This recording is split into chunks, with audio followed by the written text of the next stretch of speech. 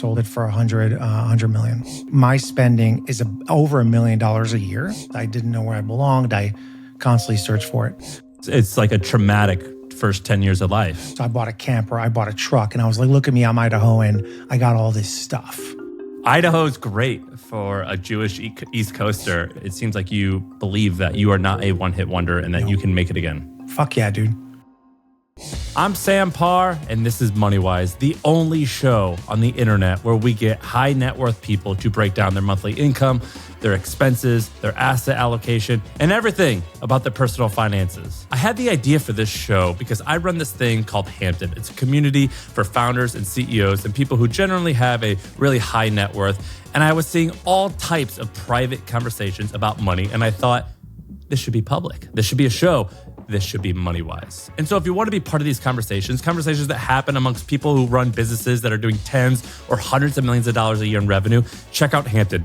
JoinHampton.com. But until you join or until you get there, you have this podcast. You have Moneywise. And today's episode is with Don Berger. Don started and then sold his company for over $100 million. Now, on this podcast, we have a ton of people who say that they want to die with zero, meaning they want to spend or donate all their money before they die. I hear it a lot, but Don is a guy who I actually believe. I actually believe he's going to die with zero. And in this podcast, we're going to dive deep and we're going to figure out why. Also, if you're someone who has started and sold a company and you're one of those people who struggles with what to do after they've sold and you're looking for the answer of what to do next, I think Don might have a secret that's going to change your life. So let's hear what it is. Now for part one of the story. You heard it in the intro, but Don had a company that he sold for over $100 million. Here's all the details about how much money he made. It was called Social Tables. It was a SaaS business in the hospitality space. And we basically, for those familiar with AutoCAD, we were basically an AutoCAD cloud software for event design. And how big did it get? So 20 million ARR, 6,000 customers, and sold it for 100 million. How old was the business? Started in 2011 and sold it in 2018. Wow, that's super fast. Was it bootstrapped? No, raised a little under, about 27, not including venture debt, with Bessemer leading the A. And you sold for $100 million. How much did you say you walked away with? 20? I walked away with 20 net. Like that was the final number. I should have had a little more, but I left about $1.5 million on the table because I left a year early. So I really walked away with 22 and ended up with 20. Were you an entrepreneur before that? I mean, I don't consider anyone an entrepreneur until they exit. So the answer is no. But you were a founder of a small business that was mildly... I was building websites. I think what makes the story slightly more unique is that I was a solo founder. But that being said, I had incredible late co-founders, as I like to call them, who kind of contributed to these founding moments throughout the business. But yeah, I was a solo founder. Yeah, I had like a web design agency where a bunch of my friends from IRC and like Instant Messenger were helping me code. How much money were you making? $25 an hour. Okay, so you're just getting by, kind of. I started Social Tables with the $10,000 I had saved. Wow, all right. And in 8 years, or was that 8 years or was that 6 years? Yeah, it's like, to Q1 2011 to like Q4 2018. So I call it 8.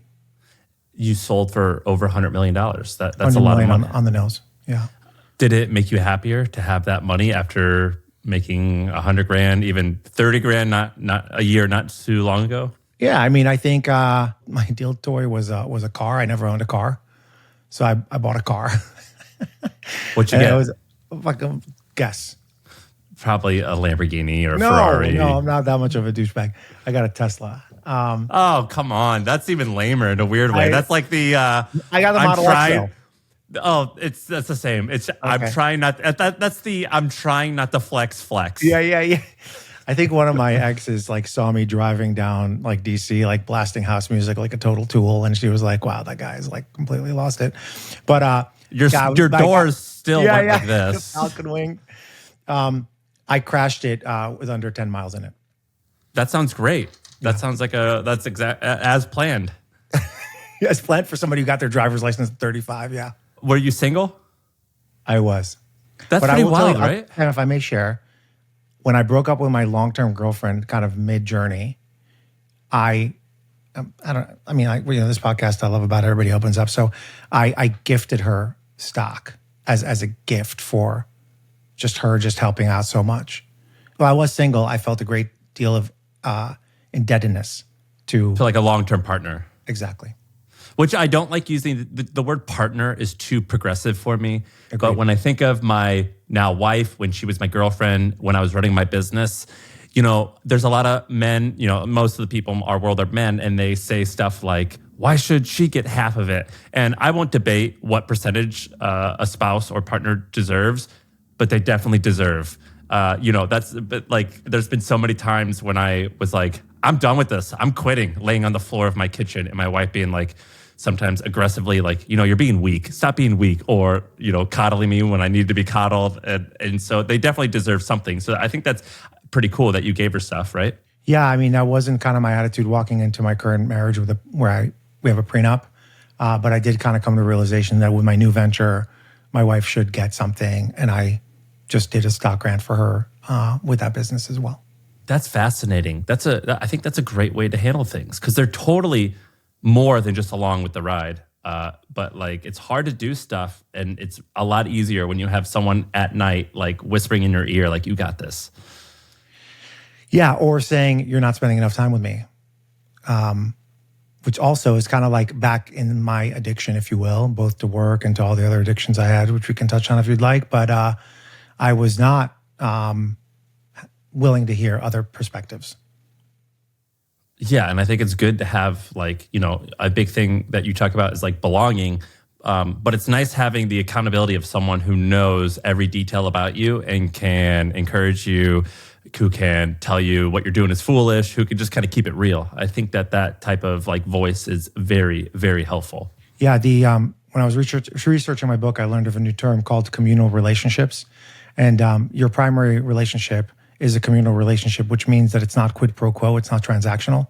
And that's what is beautiful about partners or spouses, whereby, a healthy, secure relationship is not transactional.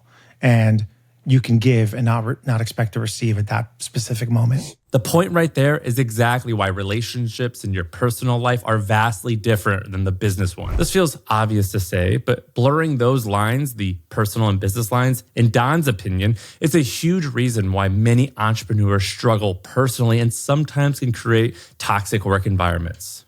We're going to talk about that shortly. I like waterboarded in people in the Kool-Aid. Now, we might be able to admit that type of behavior, while honestly, it could contribute to a lot of financial success, maybe is not great. And when we do talk about that behavior in a few minutes, I promise you it's not going to be like, bad behavior equals bad. Don thinks he's discovered where that behavior comes from and how to get rid of those tendencies altogether. But first, some more fun stuff. The math, the numbers, the financial transparency. That's why people love Moneywise.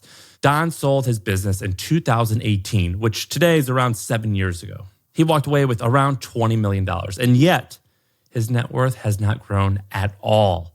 Here's why. Hypothetically, if you made $20 million in 2018 and you had invested all of it into the S&P 500, I'm just ballparking, but in the realm of doubling your nut is where you would have been, assuming you spend $0, which is not practical. But I read that your net worth purposely has not gone up, which means your spending has gone up. You went from living a $100,000 a year lifestyle to potentially a $100,000 a month lifestyle. So yes, you're right. And I think S&P has gone up like 40% over the past 5 years or something like that. And so you hit the nail on the head. First and foremost, I made a bunch of stupid mistakes, like putting a ton of money into alts, like being like, oh yeah, let me throw 25 here, 50 here, and now just sitting on a bunch of illiquid assets. I also made the dumb mistake. And alt being startups or alt being crypto? What's your... Startups, yeah. Okay, so potentially not gone to zero, but just you can't access it now, and there's a chance that you'll have some moonshots. Is that how the portfolio is looking? Yeah, I think I have like 20 or so direct deals, and one silly fund that I put $250,000 in too. That's gone completely dark, but it's through AngelList, so I think there's still kind of hope because you can follow the money. But yes, There is hope, but half my portfolio is liquid and half my portfolio is not liquid. The other mistake I made is I bought a trophy apartment in New York City for $7 million. I think it was at 7.5. 7.565. Did you pay cash? Yes. I took out half of it was funded with a mortgage, and the other half was funded with a fixed 1.8% loan, which was incredible during COVID. Because just to highlight a point, I sold in 18. I stayed for a year till Q4 19, and then COVID hit Q1 20. And then I was in negotiation to buy meetup.com, and that deal fell through. But basically, yes, my spending is over $1 million a year. And that's a result of those early on these investments, lifestyle, buying a house for the first time, buying a cabin, buying this apartment in New York I'm trying to sell, buying stupid things, and just over-indexing on a bunch of shit I don't need. So you had 20. Now did you say half being you still have 20 that's in like liquid stuff, and then another 20 that's in private stuff. Is that right? Yep. And the illiquid stuff includes a $7.5 million apartment? Yeah, but it's some is loan, so it's not, it's a liability. But yes, it's collateralized. There's a mortgage on a 30-year mortgage, and then that's like $4 million, and the rest was a collateralized portfolio that I just paid off in like 3.5. And then you have a bunch of angel investments and anything else that's crazy? If anybody wants to buy my NFT collection of Picasso punks that I spent $80,000 on and went to about $1, I will gift it. And so that's a stupid investment. I did invest remember when people were trying to buy the Constitution? Yeah. I put money into that deal. And I did nice. So the numbers are basically 20 million, I imagine, in public equities, and some roughly double that number, another 20 in these variety of things that who knows how they're assessed. But putting your total net worth in the 30 or 40 million range, 20 liquid. Is that, just so we understand the context here, is that right? Well, no, 10 liquid, and that's it. We could have been at 40 if I would have just done the normal thing. There was something else that Don tried to buy, but as it turns out, it's not something that money can get you. And failing to achieve this with his money is what set him off on a journey to become happier and a more well-rounded person. Because at this stage, Don was still struggling with addictions and a lack of self-worth. What did Don try to buy? A sense of belonging. When I moved to Idaho from the East Coast, I did two things. And these are, in retrospect, maybe not the smartest things. Number one is I try to fit in more, and I started buying stuff. So I bought a camper, I bought a truck, and I was like, look at me, I'm Idahoan, I got all this stuff. And in Idaho, people like this kind of stuff. So that was number one. What, like an F-250 and F-150, but with like the towing package and $100,000 and like a nice bumper and whatever. I love that truck. It's got 40,000 miles on it. It's amazing. Idaho's great for a Jewish East Coaster. What are you, just walking around in Wranglers and cowboy boots and a yarmulke? I'm like, move away. Yeah. To be clear, it's not that he regrets buying stuff. I love it. I don't mind buying stuff. I like it? I was up and to the right on buying stuff. The thing that he got wrong is trying to find a place to fit in and a way to feel community through buying all this stuff. You can buy as many carabiners and chalk bags as you want. That doesn't mean you're going to be a rock climber. You can buy an F-150 and wear cowboy boots. That doesn't make you a cowboy. But it's pretty fun owning all this stuff, as long as you remember that it's just stuff after all. Context is incredibly important. I am an immigrant. I moved here when I was 9, didn't speak a word of English. I leaned into America real hard. I went to public schools, started a business, super patriot over here. Not necessarily MAGA, but super patriot here. And to me, the beautiful thing about America is the fact that we can own stuff. So for example, I bought land for $350 and I'm selling it, hopefully, God willing, signing today, selling it for $750. So I bought land, I bought a camper, I bought a house, I sold that and bought another house. I spent $150,000 on doing the landscaping, so I really enjoy my home. I bought a cabin in the middle of nowhere so I can just do like homesteading stuff. I love having stuff because stuff allows me to enjoy my hobbies and passions in my environment with people that I love. It's the great American pastime. Exactly. Acquiring Yes. stuff and then acquiring more stuff to store the stuff. Yes. As my mom would say, problems of the rich. Okay. And so you like it. You're okay with this. You enjoy this. I have This is to not a manage burden it, on you. Sam. I mean, I have to manage it. But do you like managing it? Do you like managing it? Yes, I don't mind. I mean, it's not crazy. It's like, my wife and I meet weekly and go over finances, and we have a budget that we oftentimes miss, but we have a budget and we take it seriously. And yeah, I mean, I'm not like collecting, weird art. Well, then forget the NFT. I'm not collecting like weird art. I'm not buying rare coins. I'm buying stuff that I can use and I enjoy. You don't need to justify it. You are buying weird art and weird coins, for the record. Just like to put that out there. You are. I would bet money that you are doing that. Yours just lives on your computer screen instead of your underwear drawer. And that's okay. If that's what you like to do, you should do it. Oh, the only coin I do have is Bitcoin. That's it. Yeah, so you are buying weird coins. It's just and that's cool if that's what you'd like to do. What is your budget that you try to stick to? $40,000 a month. Oh, but you're spending probably 2.5 times that a month. Well, if you look at Rocket, because I have all these carrying costs. My carrying cost for New York City is up until a month ago was $25,000. But it doesn't matter if they're carrying costs or not. Like they are costs, right? So how on earth would you create a $40,000 a month budget if you have carrying costs of $25,000 a month? I should have been clear. You're right. My budget for discretionary budget for household budget is $40,000 a month. Do you think that's enough? Like, are you happy with that amount of spending? Yes. My wife and I went through a really trying time to have a kid. She went through 10 fertility treatments. We had to use a surrogate. The first 2 transfers failed. She's about to do her 11th cycle next month. And that's an example of things I have to spend money on. It's $250,000 plus a surrogate, 100. That's $350 to have one baby. Not to mention the travel around it and stuff. So there are, people always, whenever I talk to my finance guys, they're like, "Oh, it's one off." I'm like, "Yes, guys, it's one off." But I got one off every fucking month. And that's fine if you're happy, I guess, right? Like exactly. But a lot of people, give lip service, or like they kind of talk, "Oh yeah, die with zero." Perkins, he's kind of crazy. He's got a ton of money. He can say that. But I really do believe that there's this like curve, and I'm 43, call it the next 20, 25 years, where I'll be able to enjoy my money more than I will when I'm 65 or 70.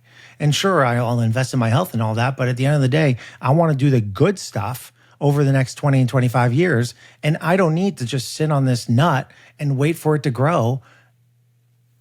Can you tell me about the Die with Zero stuff? So for people who don't know, Die with Zero is I say that Die with Zero is the world's greatest book title because you don't actually need to read it in order to understand it. I heard the term and then I bought the book and I was like, oh, I think I read the cover. I think that's adequate. And the idea being, Bill Perkins is this amazing entrepreneur, maybe a billionaire.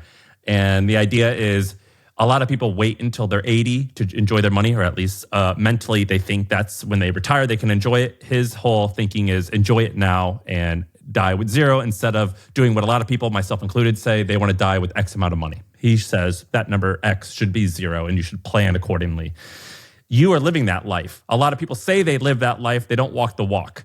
Can you explain to me the Die with Zero philosophy from your perspective and how you kind of justify that on a monthly basis with your decisions? Yeah, I would say that this was Die with Zero in my head before I even read the book or had a liquidity event, because my grandfather always said, in Judaism, you're not buried in a coffin, you're buried in a shroud.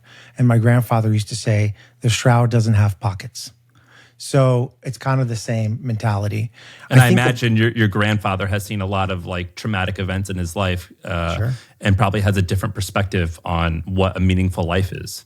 That's right. Yeah, I mean, he came to Israel in the 30s and started working the land and working kibbutz and all that. So yeah, certainly a different perspective, but it's been passed generationally. My mom has always told me growing up, money is just money. And at the end of the day, Sam, I do believe in my capacity and my ability, and I think that I have more in me, and I will make more something out of nothing. As far as Die with Zero, I would say one thing that's also important to note is that the idea is a lot of people want to leave their money for their kids. I don't think that's the best thing to do. I think it's important, and Bill talks about this in his book, is about seeing them enjoy the money, helping them buy that first house, helping them get a car, helping whatever else, these kind of life moments to help them enjoy and get over, and not just give them a ton of money when you're dead where you can't see them enjoy it. Finally, I think the best example of Die with Zero is what Bill Perkins does, and it's like this party for your friends. Why not spend $250,000 if you have it to bring all your friends, all your loved ones to some place and just to have a great weekend? And those are some examples of how I think Die with Zero really comes to life. Can you give, so my examples might be more tame than you, but my Die with Zero examples, I don't think I think I'm bought into his mentality, but I'm not fully bought in. It still frightens me to die with zero, but I like the idea of it. And so my version of this is I will take my family, in-laws or parents, and my family to on a first-class European vacation, things like that, and just not worry and just pay for it. What's your version of that? Well, the first thing I did after buying my Tesla and crashing it when I sold my company is book a trip to Australia with all my closest friends and an assistant to have 2 weeks, in the Great Barrier Reef in Sydney. How much was that? Like $100,000. Okay. Although here's something funny. I didn't fly them first class. Why? Because I'm fucking stupid. And I gave them a drink budget. That's how stupid I was back then. And then they got mad at me. Like, what do you mean I got a drink? But it's so ridiculous. Like, this is the kind of shit, like, I should nickel and dime, Yeah. Well, the first class thing is not nickel and diming. That could have been like an additional 100 or 200 grand in flights. Totally. But I still don't fly first class. I've flown first class once because I got upgraded. That's insane to me. The first class is my Everybody's love language. Everybody's got their dumb kind of thing. My thing is like, I'll never. But look, I think for me, Die with Zero, and since your perspective is a good one, mine is keeping the nut, which is now 10. No, I include my liquid in there, so it's 20. Okay, so I'm don't want keeping the principal. And do you fear running out? Who doesn't? Yeah, of course. Yeah, because previously you implied that you don't fear. You said, you have a mentality that I've just come around to, which is I feel as though I'm not a one-hit wonder. I feel as though I can make it again. And that took me a long time to buy into, but it seems like you believe that you are not a one-hit wonder and that you can make it again. Fuck yeah, dude. I mean, I had an executive coach Bill Carrier, who, really helped me realize that I am my own best resource. So, for example, one of the things I've done is I started a commercial cleaning business when I sold my company with the Serbian immigrant here in Idaho. We'll do $1 million. We did $1 million last year in revenue. We got like 20% margins this year. So that's an example of something I can succeed with and I can have income from. I just started building a retreat center here in Boise, Idaho for corporate offsites. 11 rooms in downtown. I truly believe this business model will be successful and that will create income. So I'm a builder. I'm not going to stop at 43 and I will be successful because there's no other option. What do you have income from right now?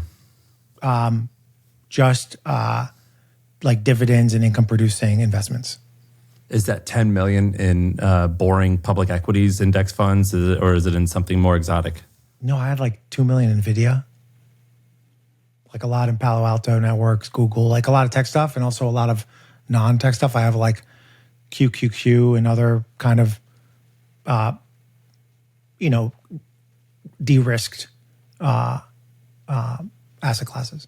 Now, even though Don isn't afraid to spend his money, that doesn't mean that he's immune from regretting things that he does with it. And we're going to get to that. But it's time to get to the deep part of the conversation. This thing, it was so important and life-changing for Don that, like any good post-exit founder, he felt so strongly about it that he decided to write a book about it. And that thing is belonging. Don feels that the world is in a belonging crisis.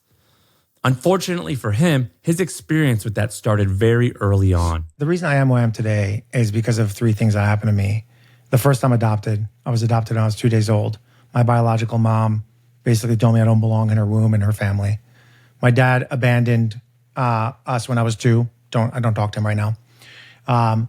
And then, so the nuclear family I had disappeared. And then, like I said, we immigrated here when I was 8. I didn't speak a word of English, so I had to negotiate my identities, in 4th grade. Those things really gave me this kind of belonginglessness. I didn't know where I belonged. I constantly searched for it. So I like. Yeah, I mean, it's like a traumatic first 10 years of life. Yeah, and everybody's traumas are different, and I respect them. And everybody's traumas are, their pain is at a maximum. I'm not ranking traumas here. This is what happened to me, and I like to think about it. And this is what I read about is just kind of like belonging personas. And I am an anxious belonger. I have a high need to belong, but an insecure attachment style. And because of that, I'm seeking validations. It's like I call them meerkats because we're like looking up, then we're going back underground to socialize. So I have done a lot of things to try to fit in, try to belong. And a lot of where I am today is because of those things and because I took the time to figure it out. And when it comes to belonging, what I didn't realize about myself was when I had started a company, I don't believe in becoming friends with your employees because we're not a family, we're a team, but you do. You for a small company, you oftentimes become friends with them, and your employees sort of become, it's like a general without an army. You just feel naked. You feel alone. You feel, I have nothing anymore. I was important. Now I'm unimportant. I don't belong in the trenches with my troops anymore. Did you feel just more alone after selling? So I know a lot of people on the pod have talked about this, that experience is valid, especially for me. I just take a slightly different perspective. The way I think about it is that I was finding belonging within my company and not finding belonging outside the company. And that is everything from like interpersonal relationships, my closest friends, to what I kind of refer to as casual encounters, saying hi, bye to acquaintances, self-esteem, another belonging path where I was kind of seeking to be validated by the industry and by the employees. And yes, because every one of my belonging needs was being met at the company, as soon as I sold, my belonging tank emptied. And that's when I realized personal belonging has to come before professional belonging. I mean, even religious, kind of like this religious kind of cult of a culture. I don't even talk about drinking. I like waterboarded in people in the Kool-Aid. And I didn't realize people have belonging I need to find belonging outside of work first before they can have belonging at work. And I flipped the script on that, and that was a big mistake I made. I don't understand. You made people think that they only belonged in your company because that's also how you felt, and you thought you were doing the right thing, and that was not the right thing looking back on it. That's exactly right. I didn't realize people have to find belonging outside of work. And when people did not do what I expect them to do to like fit in and like go to every happy hour and like, wear our t-shirts or whatever else, I ostracized them. And were a large percentage of the staff bought in? I think so. Yeah. I mean, we got a lot of culture awards. We had INPS scores, a lot of friends referred friends. We had poor retention numbers, and that's partly because of my leadership style and partly because we had a young workforce that went to much better places. But yes, to this day, Sam, I get texts from people thanking me. We have 3 marriages as a result of the company. I mean, there's a lot. People are still working together like Adobe or at Pendo, and there's still that strong alumni network. So I definitely believe we were very successful in creating a culture of belonging, but it wasn't for everyone. I think I'm going to have to invent a word here, but it's called belonginglessness. And it's what Don is describing here. And it's what has caused a lot of Don's issues. It may be the cause of your issues too, by the way, but those issues don't have to look the same. So if you're not seeing yourself in Don, that's not to say that you shouldn't think about your own sense of belonging. But Don has found a way to work on this for himself. It's what he wrote about in his book. It's called The Quest. He's going to share some of that with us too. But first, I want to focus on how this issue has presented itself in his life. You had mentioned before that you have a God complex. What does that mean? Jackie does a wonderful job preparing you for these conversations. She's very good. She's very good. I think the context of that and being in recovery, you kind of realize that you cannot play God. And by the way, a great path for belonging is being in recovery and in fellowship. When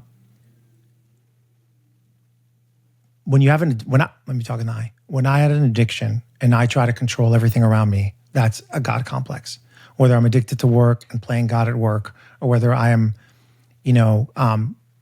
using my addiction to manipulate people, I have a God complex. And I think one of the really important things in order to be in recovery is to realize you cannot play God, and to realize that there are other forces at work that are not solely under your control. What addictions are you recovering from? Love, sex, and porn. Those sound like pretty good ones. Right? Fucking rock and roll, right? Yeah. That's what I thought was how men should be showing up. You sure you don't want to add some cocaine and Jack Daniels to that list? It was there. That's all. I wouldn't say it was not addiction levels. But it was definitely par for the course with those addictions, yeah. And there has to be a clear line to you being raised, not knowing who loved you, and questioning why your parents, you were adopted and moving. I would imagine if you would look up some of your issues in the dictionary, you'd see a photo of you. I don't know anything about anything, but I do know that there's a very clear line of this stems from these issues, right? Yeah, hopefully it's a better picture, somebody better looking. But yes, you're absolutely right that there is worthlessness associated with what I went through, and there is a desire to solve that worthlessness through the addictions I just mentioned. If you could fix any of these issues, would you? I am fixing them. Yeah, but I guess what I'm saying is I'm sort of grateful for some of my craziness. Yes. And, I think it's, I forget, is it Adler who says one of the reasons why, for example, someone like me, I get panic attacks I don't like going in subways or planes. And, I think it's Stephen Adler would say something like, well, the reason you feel that way is because you don't want to improve. You kind of like being this way for a variety of reasons. And I think that I am crazy in a variety of ways, and I sort of like it because it's made me successful. And I'm refusing to let go and change. Is that the case with you? As it relates to gratitude, I have gratitude for my addiction, absolutely, because it brought me to where I am today. It's led me to the path of recovery. It's led me to a deeper connection with my higher power. It's led me to deepening my relationships with people. It's led me to a community of other addicts, and so on and so forth. So I'm grateful for my addiction. I'm also angry at my addiction for taking away my self-control and wounding a lot of people along the way. And I don't think I'd be with my wife right now if she didn't have the grace to forgive me and allowing the space for me to show up and share these things. But without my addiction, I would not be where I am today. So I am indeed grateful for it, like you mentioned. And here's the answer that he's found to the belonging crisis. So a belonging tank is basically what it sounds like. It's a bunch of different fuels that go into a tank and give you a sense of belonging. Any kind of delta between how much you have full and how much is empty is an opportunity to have more belonging. And I won't go into the different paths just because of time, but basically there's multiple paths to belong. There are 6 of them. So my belonging paths are the men's group that I run here in Boise, Idaho. You started Hampton, which congratulations, what a success story. For me, I run a men's group with 27 guys. We meet monthly. That's a big part of my belonging tank. I run a nonprofit that focuses on Zionism and on fighting anti-Semitism. That gives me a sense of belonging, be part of that community. Obviously, my wife and my daughter gives me a sense of community. My hobbies like gaming and my new company, bringing people together. It's a meetings company. It's for retreats. That gives me a sense of belonging. Those are all the things that give me a sense of belonging today.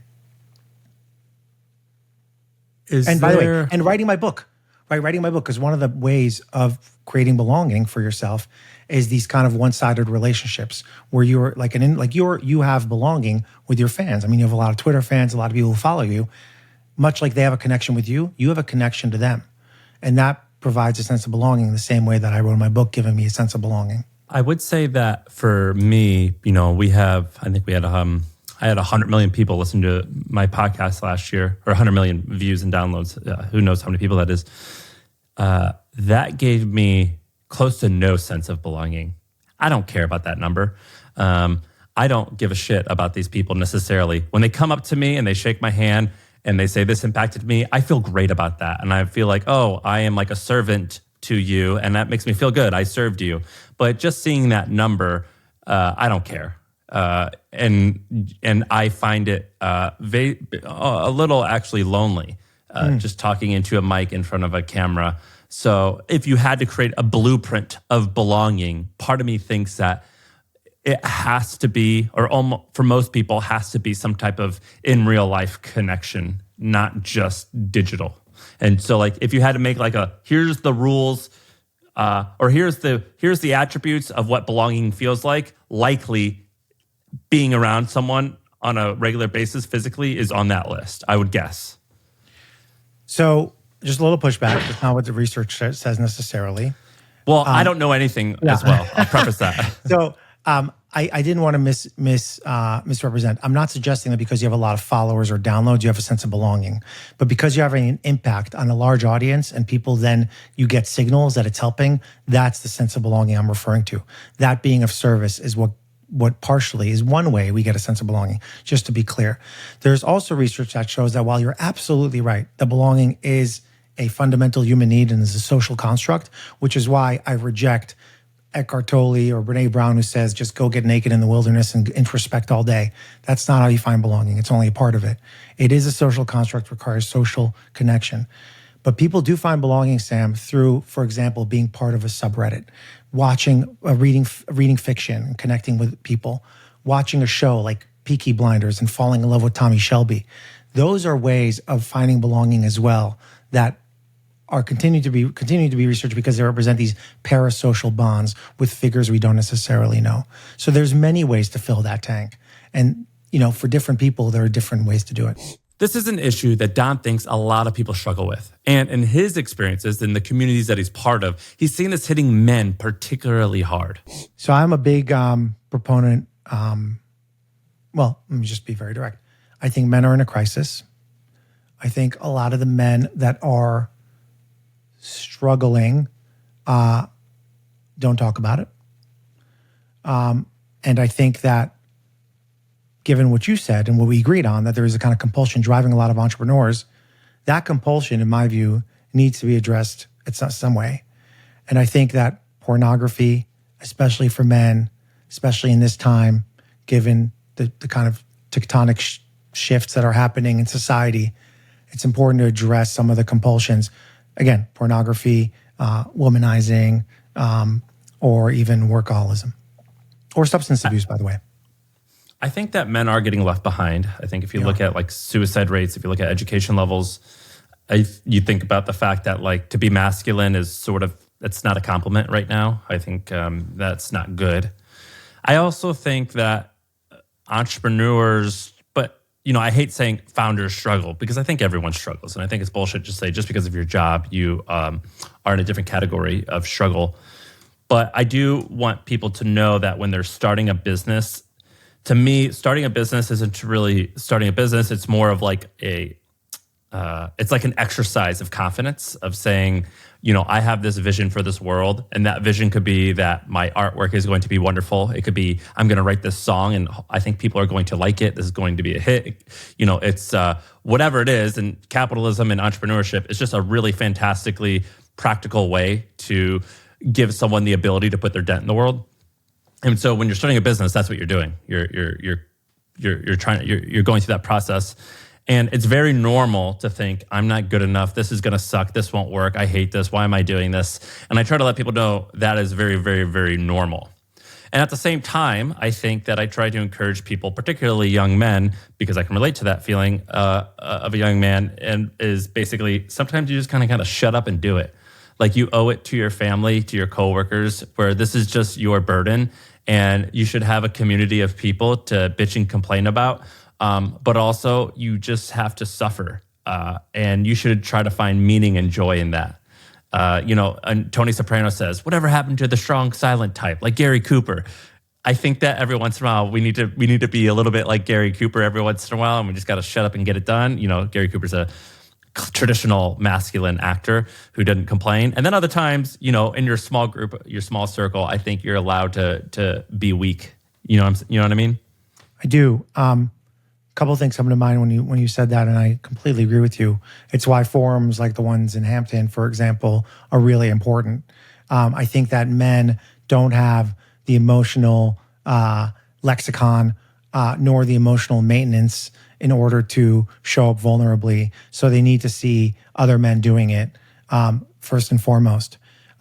Second of all, Gary Vaynerchuk was one of my earliest advisors. I ran up to him at South by Southwest, and he agreed to be an advisor, and he made a lot of money by making that decision very early on.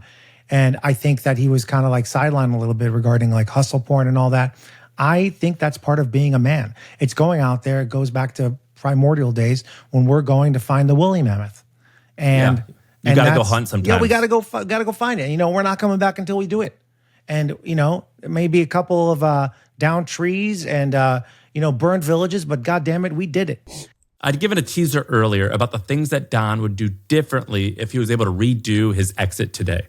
Here's what he had to say. Number one, I would not invest in alts for the first year. It's very easy to have a lot of money and be like, oh, here it is for my buddy here, my buddy there. And you just don't do the work to figure it out if it makes sense for you. At least that was stupid for me. That's number one. Could you summarize that? I'm gonna project a little bit, and I want to know if you agree. Do you think summarize that rule? You could say just do nothing, basically do nothing with the money for about 6 or 12 months. I think you can probably be a little more prudent about it, like maybe put it in fixed income or something like that, where you can park it. I would put that in the category of nothing. I guess what I mean is like major changes in your life. I'm not sure. Like, I think you can take some and do some high risk stuff. Like, you believe. Yeah, I believe in like that. What's that app called where you like mimic your own purchasing? What is like you mimic your own purchasing? There's like this app where you mimic your own purchasing decisions and then invest in those companies. That's a great idea. So instead of buying a $100,000 Tesla, you invest $100,000 in Tesla. Yes, exactly. Okay, although that's cool. I think Tesla's down to 300, so don't do that today. But yes, I think anybody who has a liquidity event can intuit where the world is going, especially in things that relate. For example, even during COVID, I invested in Marriott, and I was in the hospitality industry. I invested in Ticketmaster. So those are examples of things I would have done regardless, because I feel like I had some intuition. So I would say, yes, park it. Do a couple alts if you want to, like maybe like your buddy needs 25K, great, but that's a gift. It's not an investment. And then maybe a little bit of philanthropy. I think I leaned in too hard into philanthropy personally. I give like $100,000 a year to philanthropy, and I think I can wait a little bit until I'm older to do that. But where Israel is right now, they need it in my view. Obviously, many people would disagree. But yes, park it, do a little bit, and then have some fun with it and some risky stuff. But generally speaking, I think you're right. So rule one, chill on the alts. Chill on the alts. Mostly boring for at least 1 year is kind of what you've said. Yes, while keeping room, maybe 10% to have some fun, do some high risk stuff, buy some stuff, help a buddy, give to charity a little bit just to feel good. Is there a second kind of tenet or principle of what you would have done differently? Sam, I spent 3 years after the sale in kind of exploring what belonging means to me, and I fell into it. I didn't realize it's what I was missing. And I think doing that and then committing to writing a book about it and spending $250,000 on writing this book, and which I ended up writing myself, by the way. It was a pay-to-play model, although it wasn't that great. I think it's a really good way to get introspection. And I didn't want to be one of these other people who are like, oh yeah, I wrote a book about my success. I wanted to write a practical book. So I think spending money on something that can help you open up your next chapter is really interesting too, because a lot of entrepreneurs struggle with the next chapter. It's a big Hampton issue, right? From what I understand, a lot of people come to Hampton with that issue. So let me just be very clear. The reason why I decided to write a book is not just because I want to help people find belonging, but because it is a key marketing asset for my next thing. And unlike most people who are like, oh, I'm a CEO of a $20 million a year company, let me go market myself. I'm first marketing myself, and then I'm going to start something else. So investing something in figuring out how are you going to show up in the next life, even if it's not totally thought out, I think is really important to give all of us some clarity and some kind of solace. So just to summarize the last pieces of advice. One is the classic, don't do anything crazy with your money right away. Even if you think some startup is going to be the next big thing, It's safer, in my opinion, to sit and be patient. You've already made millions, and it's okay, in my opinion, to just sit there and relax and wait and plot. And there's going to be lots of different opportunities that are going to come across you. So it's no big deal to just not do anything for 6 or 12 months. And 2 is you should invest in yourself. In my opinion, you should find something that can help you find the next season in your life. Invest in your personal brand, invest in reading, do anything that you think will help spur some type of inspiration. That could be traveling, surfing, it could be anything you want. But I think you should go and do something that gets you outside, gets you away from thinking about making more money, and also not put a time limit on it. Just let it come to you naturally. It feels pretty uncomfortable, to be honest, that time. It could take 1 month, 6 months, 3 years, who knows? But I think you should wait and slowly begin to plot. I'm going to end with this. You see, this podcast, I've already said it before, it's inspired by Hampton, this community I have. And the reason I came up with this community, Hampton, is because I started and sold a business. And after I sold my business, I was kind of lost. And it felt kind of lame to talk about this stuff online. Like, what do I do with my money? What do I invest in? Who do I talk to about it? How do I feel about this newfound success? And that's why I created Hampton, because I wanted a small community of people who have been there, done that, people who had similar problems as I have. And also, while I was running my company, I was incredibly lonely. I didn't know anything. I couldn't talk to my employees because I didn't want them to lose faith in me. I couldn't talk to my wife because she didn't really get it. And I wish Hampton had existed. And that's why I made it. And so if you're listening to this and you run a company, I want you to go to joinhampton.com. We have thousands of members and people meet up in real life once a month. And it's amazing. It's changed my life. It's changed a lot of our members' lives.